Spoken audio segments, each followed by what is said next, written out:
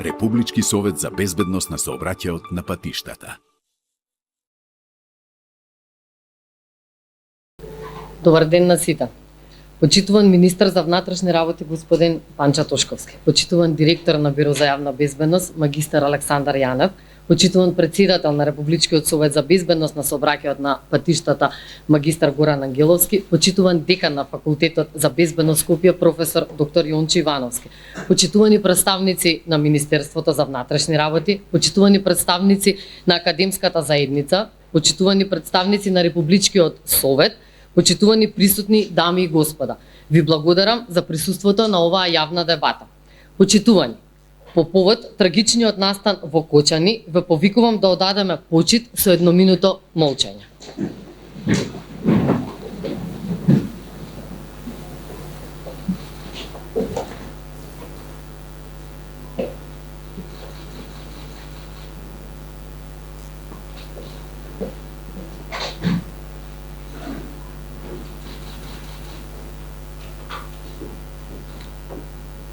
Слава им.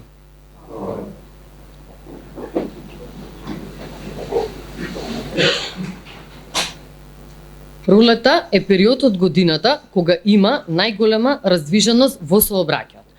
Бројот на пешаци, велосипедисти, мотоциклисти, па и бројот на моторни возила во сообраќајот значително се зголемува во овој период од годината. Зголемениот интензитет во сообраќајот носи и големи ризици и закани за учесниците во сообраќајот, а особено за пешаците, како една од најранливите категории на учесници во сообраќајот. Од овие причини, Републичкиот совет за безбедност на сообраќајот на патиштата ја организира оваа јавна дебата под наслов Безбедноста на пешаците, одговорност на сите нас. Почитувани, го повикувам министерот за внатрешни работи, господин Панча Тошковски, да ви се обрати по повод неделата на пешаците од 1 до 7 април.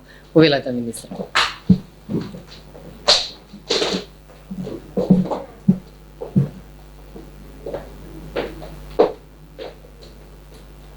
Добар ден на сите. Благодарност до Републичкиот совет за безбедност во сообраќајот, кој што ја организира оваа јавна дебата.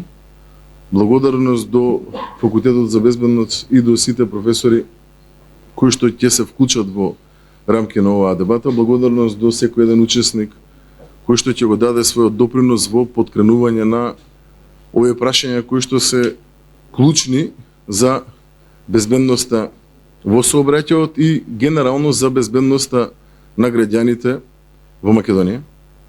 Сметам дека вакви дебати треба да бидат се почесто отварани во јавноста. Сметам дека транспарентно треба да се разговара за сите проблеми кои што ги имаме и сметам дека треба темелно, професионално да се пристапи кон соодветна измена на законската регулатива, која што во дел слободно можем да констатирам дека не е соодветна со потребите кои што ги имаме сите како граѓани.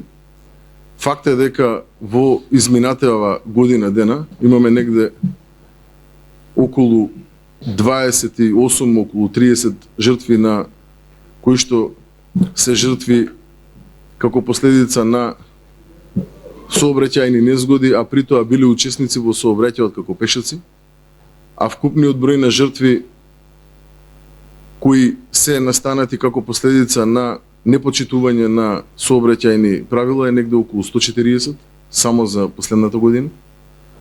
Тоа се катастрофални бројки, споредено со просекот во рамки на земјите од Европската унија, особено оние кои што се на север, сметам дека се катастрофални бројки, мислам дека процентуално сме најлоши.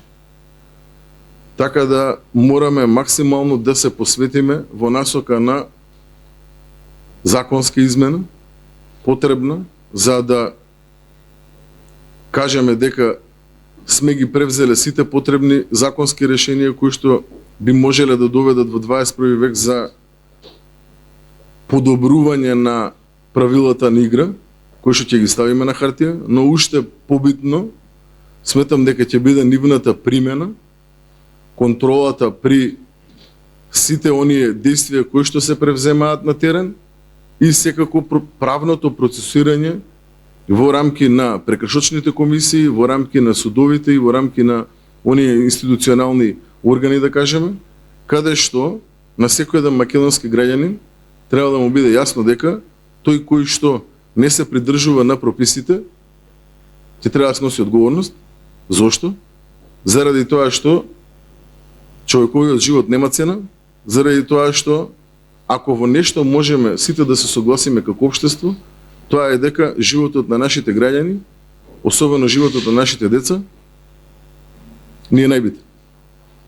Поради сето ова, во изминатиот период од 7-8 месеци, во рамки на Министерството за внатрешни работи интензивно се работи на законски измени кои што би требало да имплементираат еден круцијален проект, ако јас лично се прашувам, кој би требало да доведе до побезбедни улици, побезбеден сообраќај и побезбедни граѓани. Заради тоа што со имплементација на Safe City во Скопје, Куманово и Тетово, а понатаму и на територија на целата држава, се надевам дека македонските граѓани ќе сватат дека повеќе е невозможно да повикаат пријател, повеќе е невозможно да не сносат одговорност за непочитувањето на сообраќајните правила, од едноставна причина што сето тоа ќе биде функционално во рамки на едно системско решение кое нема да има никаква потенцијална можност да исклучи од одговорност било кого. Со имплементацијата на овој проект и со имплементацијата на сите оние други решенија кои што се понудени од страна на експертската фела, од страна на професорите, од страна на луѓето кои што долги години работат во рамки на полето безбедност во сообраќајот, секако имајќи ги предвид праксата на европските земји, се надевам дека во иднина ќе зачуваме барем еден плюс човечки живот кој што сме го губеле во минатото. Овие бројки не се само бројка, овие бројки се луѓе кои што сме ги загубиле на улиците.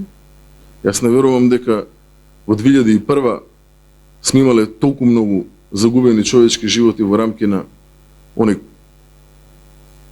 конфликт кој што беше во споредба со сите човечки животи кои што ги губиме секоја година на улиците како причина на непочитување на сообраќајни правила. Овие дебати, за на крај да завршам, и сите отворени и транспарентни дискусии за како да си го подобриме животот во Македонија, кога се искрени, кога се соопфатни и кога се со професионален пристап, сигурен сум дека кога има волја од страна на сите нас, ќе допринесат до намалување на бројот на жртви, а со тоа ќе допринесат и до зголемување на безбедноста како во сообраќајот, така и генерално кога говориме за безбедност во Македонија. Уште еднаш огромна благодарност до сите оние кои се вклучени во рамки на овој процес. Се надевам дека ќе имаме денес плодна дискусија. Ви благодарам.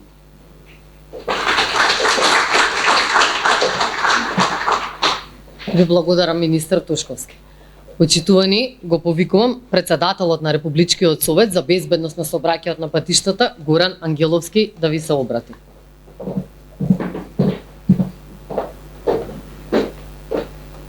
Добар ден на сите присутни. Почитуван министер за внатрешни работи, господин Панче Тошковски, почитуван директор на Бирото за јавна безбедност, магистер Александар Јанев, почитуван декан на Факултетот за безбедност Скопје, професор доктор Јонче Ивановски, почитувани представници на Министерството за внатрешни работи, почитувани представници на академската заедница, почитувани представници на Републичкиот совет за безбедност на сообраќајот на патиштата, почитувани представници на медиумите, почитувани присутни дами и господа. Денес сме овде за да разговараме за една најважна тема од областа на безбедноста на сообраќајот, а тоа е безбедноста на пешаците. Безбедноста на пешаците е тема која не засега сите нас, без оглед на тоа дали сме пешаци, возачи, патници. Секој дневно голем број на пешаци се движат по улиците, а нашата задача како институции задолжени за безбедноста во сообраќајот на патиштата е да овозможиме услови тие безбедно да стигнат на саканите дестинации. Во последните години безбедноста на пешаците во Македонија се соочува со сериозни предизвици. Според статистиките од претходните години, 15 до 25% од вкупниот број на загинати лица во сообраќајните незгоди се пешаци, односно 20 до 25 пешаци го губат животот на годишно ниво. Изминатата година во Република Македонија животот го загубиле 24 пешаци, а во првите 3 месеци од оваа година животот го загубиле 5 пешаци. Меѓутоа, причините за ваквата состојба е недоволната свест и ниското ниво на сообраќајна култура на возачите и пешаците, неадекватната сообраќајна инфраструктура и непочитувањето на сообраќајните правила и прописи од страна на сите учесници во сообраќајот. Пешаците се најмасовна и најранлива категорија на учесници во сообраќајот, меѓутоа една и од помалку едуцираната категорија. Искуствата и анализите покажуваат дека кај пешаците несоодветното учество за нивното адекватно учество во сообраќајот и недостасува одговорност кај нив и нивната за почитување на сообраќајните правила и прописи према останатите учесници во сообраќајот. Следејќи ја состојбата и утврдувајќи дека постои потреба од едукација на пешаците и сите други учесници во сообраќајот, за да се идентификуваат пешаците како рамноправни учесници во сообраќајот, Републичкиот совет за безбедност на сообраќајот на патиштата организира кампања насловена како Безбедност на пешаците, одговорност за сите нас, која што ќе се реализира во текот на месеците април, мај, септември и октомври на целата територија на државата во соработка со Министерството за внатрешни работи и Факултетот за безбедност Скопје. Како дел од кампањата и од одбележување на неделата на пешаците, во чии рамки ја организираме и денешната јавна дебата.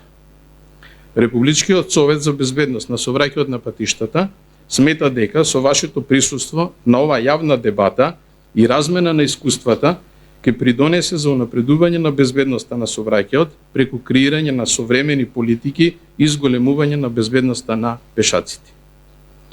За унапредување на безбедноста на пешаците во Македонија сметаме дека е потребно поадекватно да се работи на повеќе различни области, и тоа образование, подигање на свеста кај учесниците во сообраќајот, едукација на младите, подобрување на сообраќајната инфраструктура, зголемени сообраќајни контроли од страна на надлежните институции, примена на современи техничко-технолошки достигнувања кои имаат голема улога во подобрување на безбедноста на сообраќајот.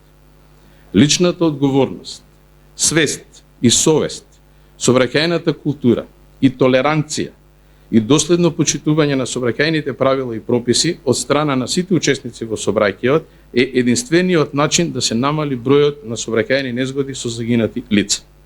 Во спротивно, за жал, порано или подосна, директно или индиректно, сите ќе ги почувствуваме последиците од непочитување на сообраќајните правила и прописи. Почитувани, присутни, безбедноста на пешаците е заедничка одговорност. На крајот, важно е да истакнеме дека безбедноста на пешаците не е само проблем на институциите, туку на сите нас како граѓани. Ви благодарам на вниманието.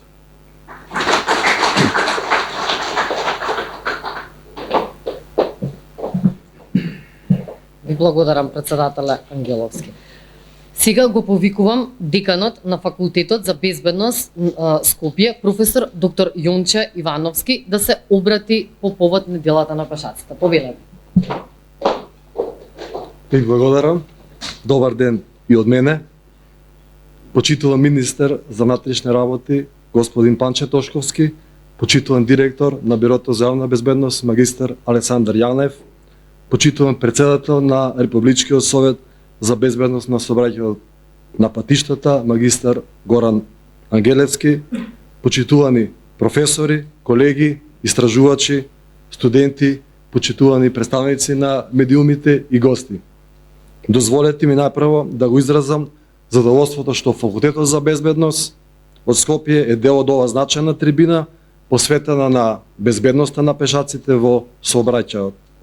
Како долгогодишен партнер во спроведување на кампањите за безбедност на сообраќајот на патиштата, сметам дека организацијата на овој настан се случува во вистинско време со оглед на последните и многобројни случувања во нашата држава, во кои што, за жал, многу недолжни жртви или повредени се дел од сообраќајните несреќи, а каде за жал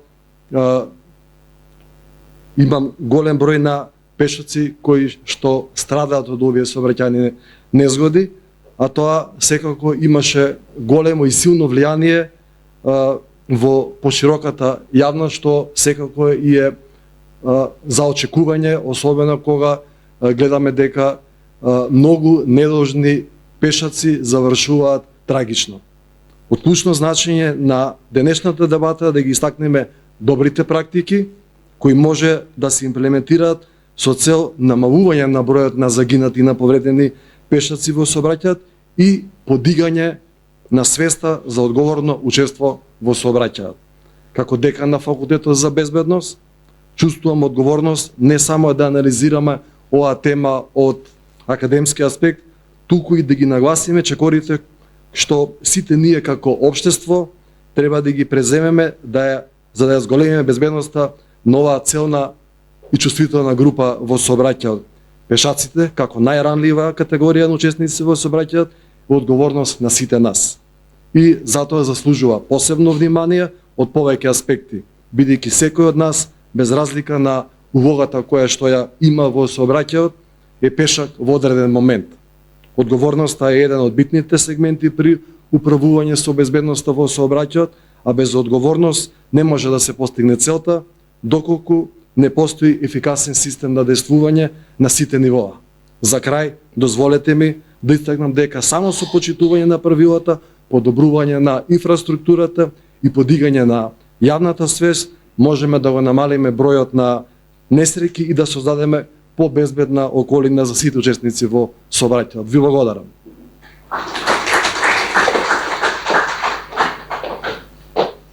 Ви благодариме, декане.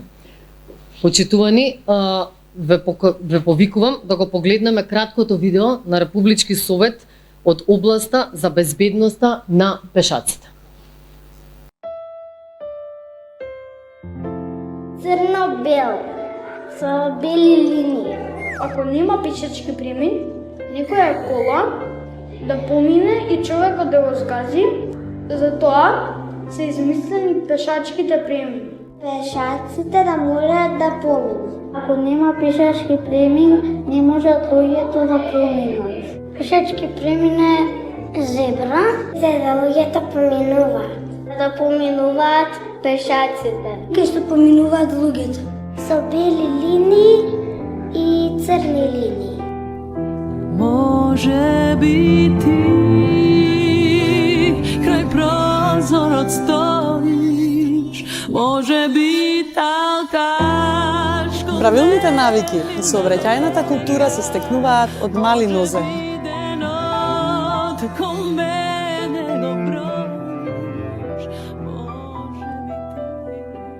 Секој пат кога ќе влезете во автомобилот, не заборавајте дека секој ден пред сите нас стои голема одговорност – нашите деца.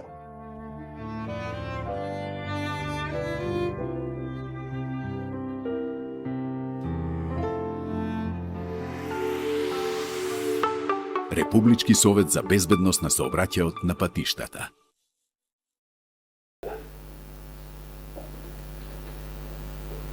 Почитувани, започнуваме со презентација на темите поврзани со безбедноста на пешаците. Ја повикувам господја магистар Билјана Шуперлиска, помошник директор на Оделот за криминалистичко разузнавање и анализа во Бирото за јавна безбедност при МВР, да изврши излагање на својата презентација. Повелете.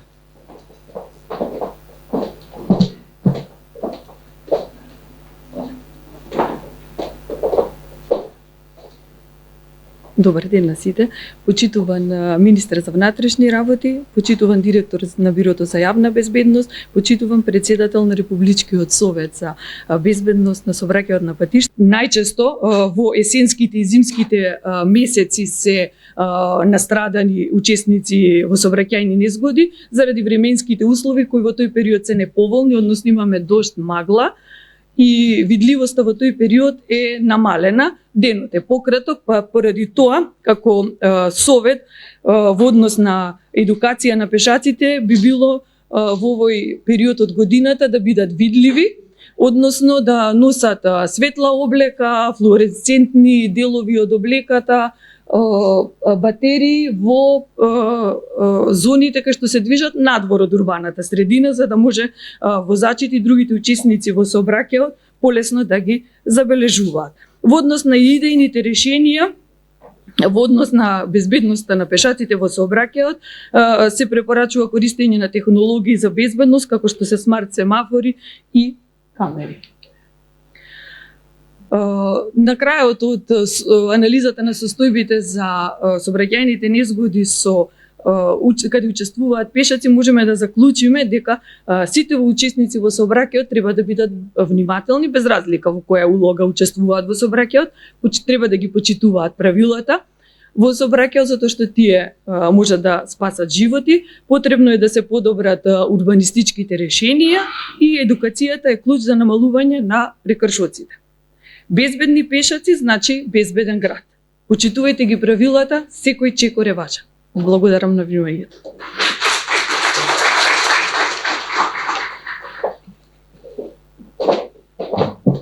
И благодариме на господја Шуперлиска. Почитувани гостни учесници, следува 20-минутна кафе пауза, пошто продолжуваме понатака со презентациите. Само ќе ве замолам сега на излегување, една заедничка фотографија да се направи. Републички совет за безбедност на сообраќајот на патиштата. Почитувани, пред да продолжиме со следната презентација, ќе погледнеме уште едно видео од Републички совет за безбедност на сообраќајот на патиштата.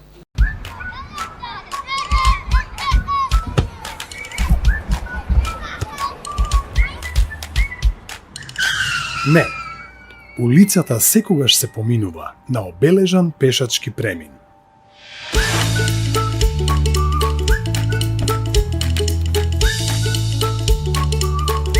Секогаш кога сакаш да ја поминеш улицата, внимателно погледни на двете страни и помини на пешачкиот премин.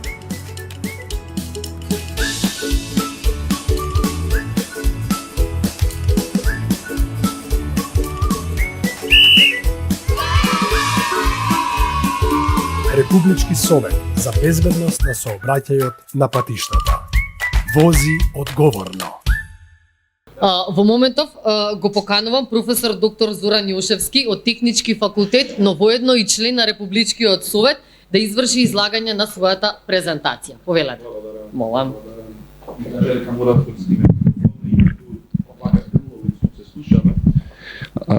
Мислам дека е вака во ред, бидејќи се снимало. Дозволете ми значи на почеток да се представам. Јас сум Зоран Јошевски, редовен професор на одсекот за сообраќај и транспорт при Технички факултет Битола и долги години работам на катедрата за безбедност на сообраќајот. Моја експертиза се сообраќајните незгоди, унапредувањето на безбедноста на патниот сообраќај и се она што е поврзано со сообраќајните незгоди. Значи, во рамките на моето истражување ќе се задржам, излагање ќе се задржам на резултатите од спроведено реално истражување на територијата на Република Македонија, зошто страдат пешаците, како страдат пешаците кај нас. Значи, не се работи за статистички податоци преземени од МВР, туку се работи за конкретно анализирани кривични предмети кои што се влезени во кривична постапка каде што настрадале пешаци. Односно, анализирани се различни типови на сообраќајни незгоди, но ќе ги излечам сообраќајните незгоди кои што се случајни поради кои што вклучуваат значи пешаци. Сообраќајот како едно од најорганизираните, да речам, човекови активности, важна активност и дејност, представува неразделен дел од секојдневното живење, но за жал, она ниво што денес сообраќајот го достигнал, создави одредени проблеми во самиот сообраќајен систем. Со зголеменото ниво на сообраќај имаме зголемени ризици по однос на сите учесници во сообраќајот. Ризиците носат потенцијални конфликти, конфликтите носат сообраќајни незгоди и така натаму, жртви и слично. Зошто генерално проблемот, каде е изворот на проблемот, е во самата хетерогеност на системот, разноликост на системот. Имаме пешачки токови, имаме велосипедски токови, моторен сообраќај и така натаму, и проблемот настанува во оние делови кога имаме интеракција на овие токови и доаѓа до одредени конфликти. Пешаците, сите зборуваат од почетокот, министерот тргнувајќи, значи пешаците за жал е една од категориите кои што се од позагрозените, значи категории, ранливи категории на учесници, и се спомнуваат како ранливи, ќе спомениме зошто. Но сакам пред да зборуваме за пешаците и причините, често пати се наметнува прашањето дали безбедноста во еден сообраќајен систем може да се менаџира, да се управува. Прв пат како студент јас кога го слушав, тоа ми беше, како да кажам, неприфатливо, несвојствено да менаџираш безбедност на сообраќајен систем или да управуваш. Но имајќи предвид што правеа пред 25 години повеќе западноевропските земји, значи развиените земји, се повеќе ми сваќав дека навистина како општество, како систем мора да преземиме нешто и да ја управуваме со безбедност. Ако не преземиме, ништо не правиме. Македонија како идеја прифати идејата дека безбедноста може да се менаџира, но за жал не разви се уште систем ефикасен и ефективен со кој што ќе се менаџира, ќе се управува безбедноста. Што во сршта значи управувањето со безбедноста? Да ја познаваме состојбата во секое време во сообраќајниот систем и да ги пресретнеме сообраќајните незгоди, односно да ги лоцираме аномалиите што ни се случуваат почнувајќи од локално ниво, да ги лоцираме аномалиите, да преземеме одредени мерки, да креираме сет активности мерки за секоја локална самоуправа, немаат сите исти проблеми, и да ги пресретнеме сообраќајните незгоди, што ние како држава правиме. Ретроактивен модел. Чекаме да дојде 31 декември и да излези некој од Министерството за внатрешни работи, односно Центарот само за аналитика, да ни кажи колку сообраќајни незгоди се случиле на нивото на територија, по СВР и така натаму, она што можеме да го видиме од нивните статистички извештаи. И да констатираме состојбата е подобрена или не е подобрена. И можеме, зборувам како сега, констатираме, ако бројот на жртви ни се зголемил, ама бројот на сообраќајни незгоди со телесно повредени ни се намалил, имаме подобрување на сообраќајните незгоди со телесно повредени. Го акцентираме она што нас ни одговара. И тоа се прави очитувани можеби 30 и повеќе години наназад. Истото и го следам. Ама што значи ако се намали бројот на жртви? А при тоа во сообраќајот имаме хаотична состојба, како што сега имавме пред некој месец со 90 и нешто километри на час настрадан пешак на пешачки на зелено поминува. Значи, што ние сме постигнали, како ќе им кажеме на тие 130-140 фамилии, безбедноста е подобрена, тие ги изгубиле, значи, своите најмили. Како да ни веруваат како систем, и ние сме сите системот. И ние имаме голема одговорност во делот на креирањето на мерки. Ние не можеме да се абстрахираме, да си земиме, овие се професори. И од нас почнува проблемот. Јас се гледам еден дел од тој систем кој што е нефункционален, за жал. Сега, ајде да се префрлиме кратко. Пешаците ги третират, пешаците, велосипедистите, возачите на мопеди, мотоциклистите како ранлива категорија. Некои научници викаат е рестриктивна оваа дефиниција, бидејќи не ги земала во предвид оние што туркат колички, инвалидска количка, ролери, скейтборди и така натаму, а некои пак викаат е многу широка, бидејќи овие ги земате во предвид возачите на две тркала, например, што не значи дека мора да бидат некогаш и ранливи. Бидејќи демек пешаците имаат само одредена оплека, немаат никаква заштита. Возач на мопед има одредена заштитна кацига и така натаму, заштитен шлем по законот за безбедност. Зошто се ранливи? Ранливи се зошто? Затоа што при најмали сударни брзини при контакт страдат, се здобиваат со телесни повреди. Кажа претходниот дискутант колку имаме од пешаците што учествувале во незгода, настрадени преку 80% рече се здобиле. Така беше, преку 80 се здобиле со телесни повреди. Ранливи се тоа. Тие ја немат заштитата што имам јас како возач во возачката кабина, така? И најчесто поради тоа често се здобиваат со телесни повреди. нема да се задржам бидејќи верувајте 10 минути ми е излагањето, ќе гледам во тие рамки да видам, но да споменам. Ризикот, научните согледувања ова го зборуваат. Ризикот да настрада при возење на мотор или мопед е 20 пати поголем од ризикот да се настрада при возење на автомобил. Значи зборувам по километар изминат. Ризикот на страдање во сообраќајот по километар е 9 пати поголем кај пешаците во однос на возачите. А 7 пати поголем кај велосипедистите во однос на возачите на мотор. Не, она 9 пати поголем ризик има пешак да настрада отколку возач внатре во возило да биде жртва, ги прави еве уште една причина плюс ранливи. Да не зборувам за тежината на повредите. Нормално тежината ќе биде многу поголема доколку со иста брзина настрада пешак, мислам, или возач во патничка возила. Зошто страдат? Спомена е претходните дискутанти. Луѓе, да се разбериме, значи ситуацијата е јасна. Непочитување на флагрантно непочитување на правила и прописи. Јас правам дистинкција помеѓу непочитување на правила и прописи и сообраќајна култура. Едно е сообраќајна култура, друго е непочитување. Значи, непочитување како пешак јас, наместо на пешачки на 5 метри до мене се упатам да поминам тука и да си викам, преминав во зона на пешачки. Правевме истражување, ги прашуваме зошто преминувате тука, имате на 10 метри. Па вика во зона на пешачки сум. Сите сообраќајни инженери знаат дека не постои зона на пешачки премини. Поим пешачки премини има. А што е пак сега некултура? Некултура е да го земам мобилниот и сега значи да ве изгледам вас со колата, сте ми застанале со возилото и ве гледам и си одам тука како да сум цар, како да господарам со таа површина, ме сваќате? Ами пешачки премини е само место, луѓе, не и време. Или да се фрлам пред кола, возилото е на 3 метри до мене или 4, кога знам дека не може да застане. Што во таква ситуација? Внимавајте, значи во тој дел можеме да зборуваме за некоја ниско ниво на сообраќајна култура. Возач кој поминал на црвено или пешак кој поминал на црвено, а гледа дека каде што е регулиран пешачкиот, да викаме ниско ниво на сообраќајна култура, тој овој поминува на црвено. Не бре луѓе, тоа е флагрантно прекршување, тоа е кривично дело утре ако настрада некој бе. Значи не можеме да зборуваме за сообраќајна култура.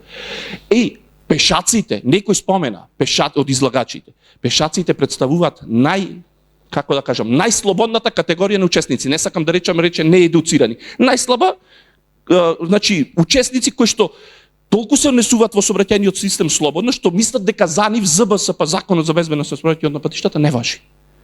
Не знам дали ги познаваат правилата или прописите. Вајде да знаат дека треба да се движат ако има тротоар по тротоарот или ако нема тротоар поблиску до десниот трап од коловозот. Ама еве да предпоставиме дека не е тоа, туку се однесуваат слободно. Најслободно во сообраќајниот систем. Но кога ќе настрадат, тие се секогаш жртви. Секогаш јас или другиот возач кој што е учесник, затоа што има во своите раце орудие опасно, тоа е возилото, како нож, пиштол, тој треба да докаже дека не сторил никаква грешка која што довела да се случи сообраќајната незгода, да не речам во причинско-последична врска со случувањето на незгода. И секогаш ќе страда, знаете како во системот возачот, јако ништо не сторил, треба да докажува. Има орудија опасно. Така е поставена законската регулатива и тоа е тоа. Тука нема што да зборуваме во тој дел. Сега нема да зборам во тој дел уште ништо. Сега, она што 2015 учествува во исто како член во Републички совет, кога го носевме законот таму од 5 жили се боревме да ја намалиме брзината, некои сигурно тука учествувале во тој дел, да ја намалиме брзината во населено место од 60 на 50 км на час. И беше страшна дебата, знаете како имало, не знам какви булевари, какви сообраќајници, регионални патишта низ населено место поминувале, не знам што и така. И им кажувавме дека веројатноста пешакот да биде усмртен со брзина од 60 км на час е за 20% повисока во однос на 50 км на час. Ова нека биде репер сам. Па и графички и се прифати тогаш, значи се направи на тие јавни дебати, знаете сега нормално 50 км на час. Јас настојувам да ви кажам секаде во урбани места, во урбани населени места да се промовираат зона 30, зона на смирен сообраќај. Но мене никој нема да ме слуша. Знаете зошто? Затоа што ние имаме општество, имаме локални самоуправи кои што се прават да им угодат на возачите, не на пешаците, не на велосипедистите, не на возачите на мопеди. Се сакат да направат да им обезбедат што побрзо возачите да можат да стигнат и секаде да стигнат, па и во центар ако треба, во најстрогиот центар. А тоа треба да го демотивираме. Работени се преку 768 анализирани сообраќајни незгоди, каде што е проведени се кривични постапки, истражни действија од обвинителство. Значи 177 незгоди биле со пешаци. Кратко, каде ни страдат пешаците? Она во Република Македонија зборувам, значи не е апстрактно истражување. На двонасочна улица скоро 1/3 од сообраќајните незгоди со пешаци зборувам се на сообраќајна незгода двонасочна улица. Несемафоризирана крстосница 1/4 од сообраќајните незгоди. Мислете споредба на семафоризирана 11, дупло скоро повеќе од двојно помалце на семафоризирана крстосница ни страдат пешаците. И на булеварите 13,5. Ова треба да не загрижи. На булевари ни страдат 13,5%. На овие 4 места повеќе од 80% од сообраќајните незгоди со пешаци ни се случуваат. При тоа, што имаме во предвид? На патеки за движење на пешаци, кога зборувам за пешаците, тротоари, кога зборувам за велосипедистите на велосипедски патеки. Бројот на сообраќајни незгоди е незначителен. Работа на SPSS софтвер за статистичка анализа, испитување се хипотези, незначителни се тие сообраќајни незгоди, незабележливи. Значи не можете да забележите. Што тоа значи? Тоа значи луѓе дека оној концепт европски за заедничко користење на површините, го гледате премиерот на Данска си вози точак со гостинот од не знам Холандија и си дискутираат, па и возила возат во истата сообраќајница, пешаци си се движат. Очигледно кај нас не сме созреани за тој систем. Очигледно треба, самиот овој податок кажува, издвојување на пешачките, велосипедските токови од моторниот сообраќај. Тоа го говорат резултатите. Јас не дека се согласувам и ние можеме да бидеме Швеѓани или Данци, ама треба некако да почнеме, да работиме на промена на свеста. Но за сега тој концепт очигледно не дава резултати. Начин на случување на сообраќајните незгоди. Кога зборуваме за пешаците, преминување на пешачки премин е една од карактеристичните точки и надолжно движење. Кога пешак се движи надолжно по коловозот, дали прописно, непрописно, поблиску до десниот трап или длабоко, и настрадал од возило, од удар, од налет на возило. Тие и непочитување на првенство, кога често пати не отстапуваат првенство еден или друг учесник. Не мора да биде некојаш пешакот може да не отстапи првенство на возило. Значи имаме такви ситуации, има неколку ситуации при враќање наназад, но ќе видиме, ќе се задржиме и ќе завршам. Од сите анализирани незгоди што ги анализиравме, во 23% настрадан пешак имавме. Ова говори исто е со статистиката. Некој спомена од претходните дискутанти, околу 5, 20 од не знам колку 130, 140 жртви, 25, 6, 30 ни биле пешаци. Околу 20%. 23% од вкупниот број незгоди што ние ги анализиравме, ги проучувавме, 23 беа пешаци, значи настрадани. Тука тоа треба да не загрижи. Значи 1/5 од жртвите да ви се или настраданите 5 пешаци, тоа е, зборувам само за учесници од не знам 768 незгоди. Ако земиме на цело ниво, тука ќе се добие статистиката е немилосрдна. Најчесто вторник, среда во Скопје се гледат како проблематични денови од 12 до 14, од 16 до 18 часот, тука нема да должам. Како настрадале при преминување на пешачки, зборам пешаците, при преминување надвор од пешачки премин, при надолжно движење на коловозот и имаме некогаш имаме сообраќајни незгоди при враќање назад, најчесто на незабележување од страна на возач, пропуштање онај член 25 од ЗБСП. И тоа е. Кој ги предизвикал незгодите? Ќе видиме дека бројка најчесто е возач на автомобил. Зошто е ова вака? Во најголем дел, кој што незгодите ние ги анализиравме, беа предмети каде што веќе е процесиран обвинителен акт против некој учесник. Обвинителен акт не може против пешак да биде. Негде ќе видите, ама има и некој друг или не знам што, кој бил учесник на незгодата. Не се јавува пешакот. Ако земите да анализирате незгоди поединечно, кои што не се процесуирани со обвинителен акт, туку уште пред фаза во истражни действија, ќе забележите дека многу од незгодите завршуваат како работно обвинение РО и се отфрлува постапка обвинителен акт против возач. Зошто? Затоа што пешакот е предизвикал незгодата. Бидејќи ова се незгоди кои што се процесуирани, затоа тука нема да ни се јави како причинител. Може пешак да се јави ако создаде некоја опасна ситуација, ама друг возач да предизвика во друго возило да удри избегнувајќи го тој пешак, па така да се процесуира постапка. Инаку пешак во Македонија не може да се гони бидејќи тој секогаш жртва. По правило и тој секогаш нема во себе оружје што може да го загрози некого.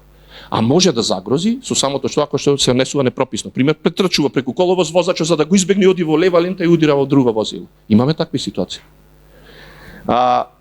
Кој ги предизвикува незгодите со пешаци? Повеќе од половината, значи преку 55%, ги предизвикале возачи на возраст од 30 до 50 години, што е нормално бидејќи ова е најзастапена група на возачи. Потоа возачите од 18 до 30 години, значи младите возачи, тука спаѓаат и почетниците, 27% и така натаму.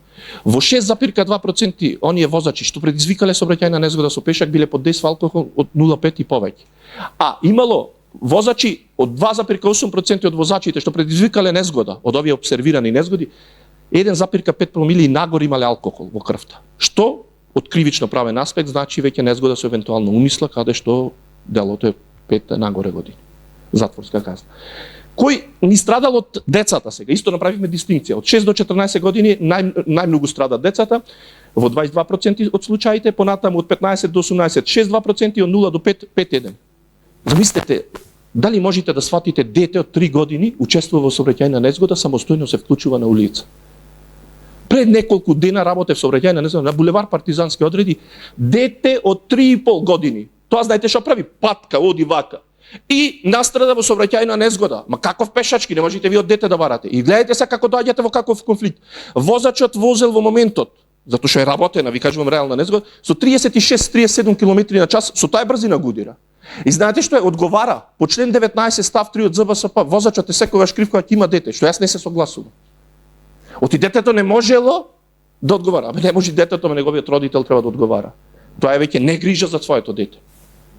И кратко, во делот на заклучните согледувања имам листа дадено, нема да должам, стварно го узурпирав времето, што често пати, баш и сега имаше расправа за законот за безбедност и иницииравме преку председателот, баш дадов еден предлог. Деца до 8 годишна возраст, без возрастно лице да не смеат да учествуваат во сообраќај самостојно. Да не смеат. Како ќе заштитиме? Видовте пред малце статистиката, имаме жртви таму 6% од децата ни се од 0 до 5 години. Како може од 0 до 5 години самостојно да настрада? Во ред, ако се движело со возрастно лице, па имаме и такви сообраќајни незгоди, кај што возач ги собира двајцата на страда. Но самостојно учество да нема, да се забрани во тој дел, да се промовираат зоните, имаме дел во делот на кампањите, значи и претходната дискутантка кажа во тој дел се согласувам целосно што треба ние генерално, кои црти треба и каде треба да одиме. Делот на едукацијата, превентивното действување наша задача Републички совет. Делот на предлози во делот на иновативни решенија, мора академската фела да се слушне. Мора експертите да се слушнат. За жал, јас цело време зборувам, ние сме таа генерација сега во моментов која што мора нешто да направиме. Да не оставиме како ние претходните. Значи имаме сите, овде ги гледам колеги со повеќето се знам. Значи сите имаат одреден придонес да направат. Се носи одредено законско решение. Зоран Јошевски не може да ги знае сите проблеми во делот на безбедноста. Но како мене 20-30 луѓе на јавна ваква дебата, ваков форум, ќе излечиме многу повеќе квалитетни заклучици што треба да направиме. Само така ќе се слушни гласот. Се надевам дека Републички совет, бидејќи еве и сега јас сум член во овој состав на Републичкиот совет, ќе иницираме вакви работилници, каде што на вистина академската фела и експертите, стручните лица ќе се слушаат. Нешто ќе произлези. Не само да произлези си кажавме на факултет за безбедност во Скопје и си одиме. Туку некој пишан документ да произлези и да се упати до институциите кои што се надлежни. Во период следува закон за безбедност ќе се менува, се работи, во друг дел, мада друга интенцијата, за правилникот за сообраќајна сигнализација ќе се менува, има аномали и тука треба да се реагира и мораме значи да бидеме активни, проактивно да делуваме. Ви благодарам и се извинувам за времето што го узурпирам. Доколку има одредени прашања, стојам на располагање. Благодарам. Благодариме на професорот Јушевски. Сега го поканувам со своја презентација да се представи субспецијалист доктор Игор Мерџановски, директор од клиниката за травматологија при Универзитетска клиника Мајка Тереза. Повелете, доктора.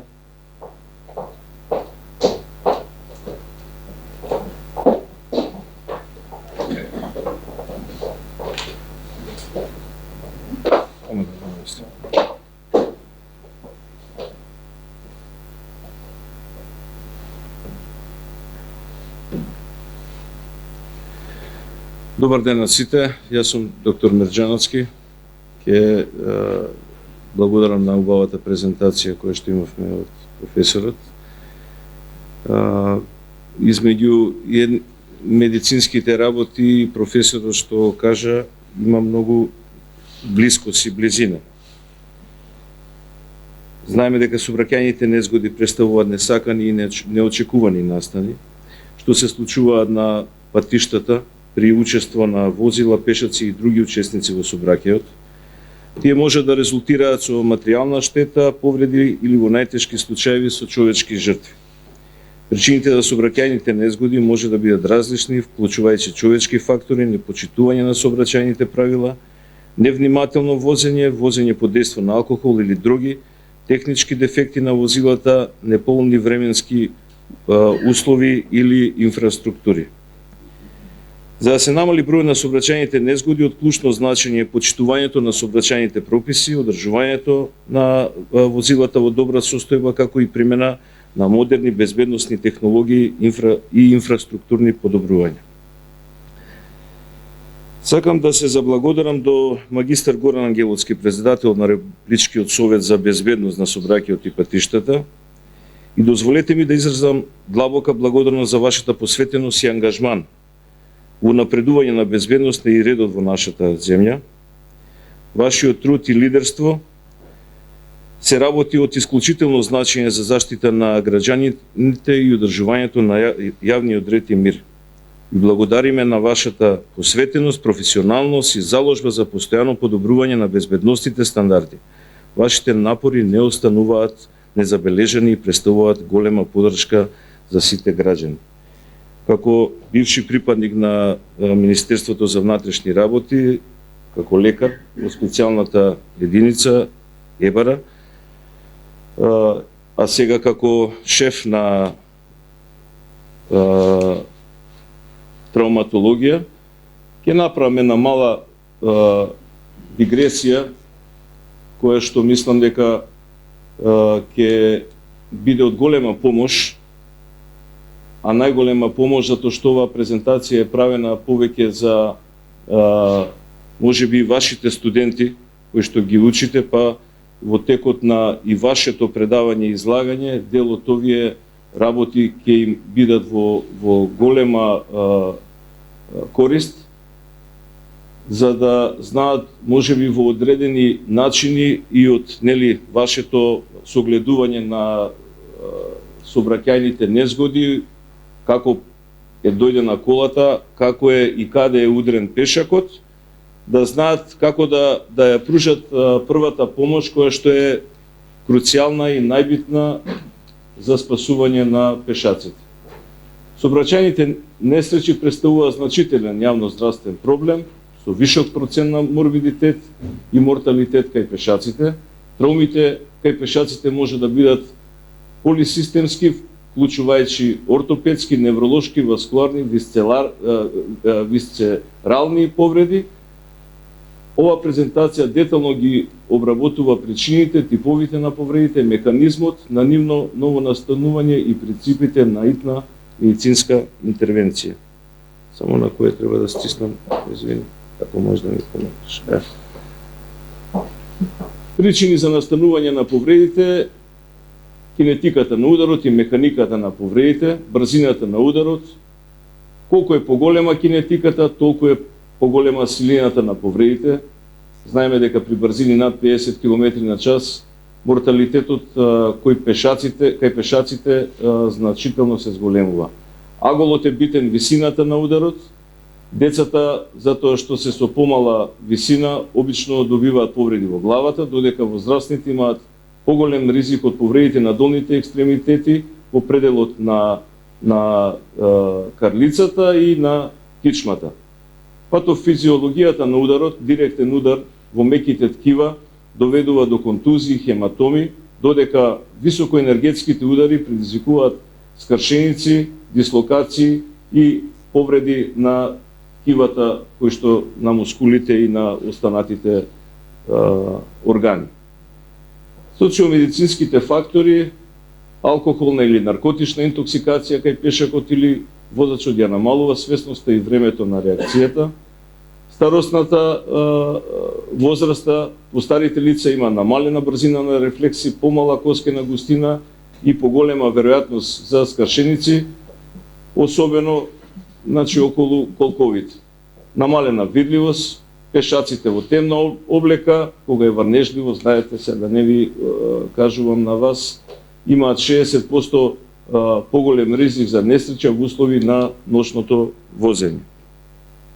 Типови на повреди: имаме ортопедски и травматолошки повреди, повреди на долгите коски се доста присутни, на подколеницата и надколеницата, Рековме дека и искршениците на колкот се кај повозрастните и помал удар со возило кај пешаците. Висцералните фрактури и фрактурите на арбетниот столб се обично на вратот и во торакалниот дел, во пределот на градниот кош и подградниот кош. Исто така, значи може да настанат и повреди на органите во внатрешноста, каде што може да настанат одредени изливи хематоми, кои што се животозагрозувачки. Имаме невролошки повреди, тоа се повредите на главата, секогаш, значи, ако има повреда и рана на самата глава, очекувано да има повреда на мозокот и можно крварење во мозокот. Тоа се со лесен потрес и со глазгов кома скалата, тоа е еден вид кај нас на систематизација и испитување преку кое што се одлучува што понатака со пациентот. Имаме дифузна аксонална повреда, последица значи на ротациони сили при удар води до пролонгирана кома. Спиналната травма, травмата рековме на арбетниот столб, дислокации, компресивни фрактури на пршлените, со притиснување на арбетната мождина и на нервите кои што излегуваат од неа, што може да биде една од најтешките повреди при сообраќајките и при повредите на пешаците, со одземање на екстремитетите, на нозете и на рацете. Висцерални и васкуларни повреди, значи дека висцерални дел тоа се органите кои што се наоѓаат во градниот кош и во стомачната празнина. Имаме хемоторакс, пневмоторакс, тоа значи дека може дел со крвта и скршеницата на ребрата да се наполни белодробието помеѓу ребрата и белодробието и да колабира, да не може да се оксигенира организмот, што значи дека ќе треба хитно ваков пациент со кратко дишење, ако има да хитно се префрли во здравствена установа за понатамошен лекарски третман. Руптура на слезенка или црн дроб се предизвикува значи во пределот на стомакот ако има одредена травма на пешакот. Ова не може да го видат, да го забележат, нели, на прво место доаѓаат полицајците, па они после тоа викаат брза помош, не може да го видат, ома треба ваков со болки во стомакот и со нели намален разговор, ако е смален разговорот, да брзо реагираат, затоа што пациентот ако конфузно разговара и збори, он веќе губи крв, нема оксигенација на мозокот и он полека почнува да се губи и тоа е исто многу битно. Аортна дисекција или руптура, тоа е смртоносна повреда, тука починуваат на лице место. Имавме неколку вакви пешаци кои што ги донесува во Очината ги донесува кај нас, па после тоа ги препраќавме, пошто не знаевме од што е настаната самата смрт, ги препраќавме на судска медицина, па од таму ни кажува дека настаната дисекантна аорта. Што значи тоа? Дека од самиот удар големиот крвен сад кој што излегува од срцето и се спушта према доле, од таков притисок наеднаш се расцепи и настанува комплетно излевање на крвта и настанува смрт. Механизам на повредите, знаете, трифазен механизам на ударот, првичен удар, контакт на возилото со пешакот, втор удар, фрлање на пешакот, значи од самото возило, и третиот, паѓањето на земја, кој што може да биде уште пострашен од првиот удар кој што настанува. Првичната медицинска помош и третман е многу битна. Во неколку разговори со Министерството за внатрешни разговаравме во врска со обука на парамедик, како што ги викаат, давање на прва помош, да полицајците преку одредени системи кои што се воспоставени и треба да се зајакнат, да научат да дадат прва медицинска помош. Прво е проценката, треба да се процени пациентот. Ако има повеќе пешаци, нели се имаме случаи кога повеќе пешаци ги удираат, слушаме и на телевизии, не дај Боже кај нас се нема такво нешто случено, но секогаш треба да полицаецот или првиот кој што ќе се најде тука без разлика, некој од нас може да биде присутен, да даде помош на лицето некој што најмногу вика и бара помош, него на тоа кој што ќути и чека да некој дојде до него. Тоа е многу битно. Ако е во безсознание, треба да се види проверката на проводноста на дишните патишта, секогаш се врти на страна. Ако треба да се даде вештачко дишење, се дава асистирано вентилирање, потоа контрола на крварењето, обично доста пациенти со скршеници на нозете и удар на пешаците, имаат отворени фрактури, каде што коската излегува надвор, има големо количество на крварење во тој момент, затоа што се зголемува крвниот притисок, адреналинот и сето тоа и прво треба да се направи контрола на крварењето со подврзување над делот кај што е повреден, невролошка проценка, збори, не збори, во каква состојба и на крајот целосно прегледување на пациентот, ако е добар, се оди од нозе па према горе. Предхоспитален менеджмент и мобилизација, најбитно за пешаците и за повредените во сообраќајните незгоди, поставувањето на шанцовата кравата, затоа што може да има скршеница на вратот, со самото излекување или станување може да настане уште поголема травма. Контрола на екстремитетите, рековме крварење, хемостатски завои, сите во колите имаат одреден и треба да имаат сет за брза помош, каде што има тампони, има завои каде што се ставаат на местото на крварење. Аналгезија, тоа веќе се дава во болничко лекување. Во болничките имаме хируршки интервенции, имаме конзервативно третирање, ова се дел од неколку лапаротомија која со камера се влегува, се прави инспекција дали има внатрешно крварење или нема. Торакотомија се отвара, значи ако има повреда на срцето, ако има тампонада или било какви други некои си крварења во делот каде што се нарушува работата на срцето и дишењето, тогаш се прави торакотомија.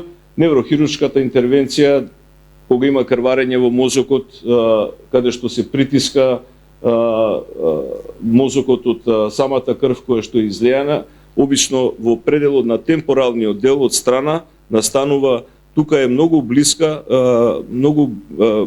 има една артерија темпоралис, при удар од страна пука таа артерија и полека крвари и го притиска мозокот. Како што го притиска мозокот, така пациентот почнува полека да ја губи свеста и да заспива.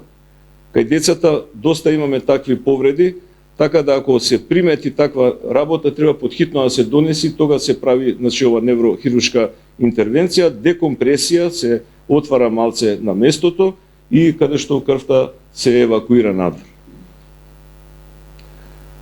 Травмите кај пешаците се често полисистемски, бараат мултидисциплинарен пристап, брзата и соодветна примарна проценка, правилен транспорт и навремена хируршка интервенција се клучни за преживување и минимизирање на последиците. Ви благодарам на вниманието.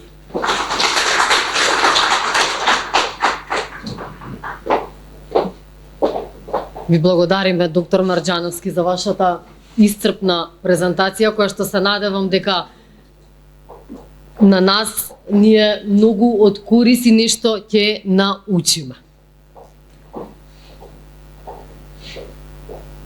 Сега ја повикувам, продолжуваме со вториот дел на презентации, ја повикувам професор доктор Јасмина Талеска-Буневска од Техничкиот факултет Битола.